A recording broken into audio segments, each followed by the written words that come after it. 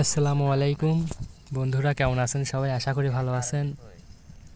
এখানে কিন্তু পেঁয়াজের দানা দেওয়া হয়েছে, অতিরিক্ত ঘাস। দেখেন কত ঘাস, আসলে সব বিষ না দিলে কিন্তু হবে না। এই যে এখানে দেখেন এই দানাটা ভালো প্রতিটা বাড়াইছে। দানায় বের হয়েছে, কিন্তু ঘাসের পরিমাণটা খুবই কম।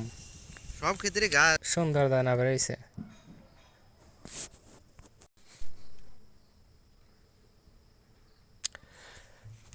দানা মোটামুটি ভালোই বাড়াইছে। ভালোই হয়েছে, সুন্দর।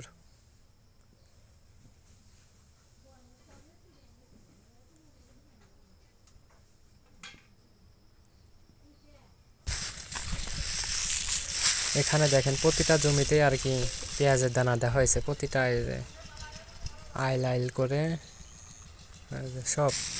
কিন্তু এই জমিটাতে ঘাস বেশি হয়েছে। জনগণ দাউড় দেয়।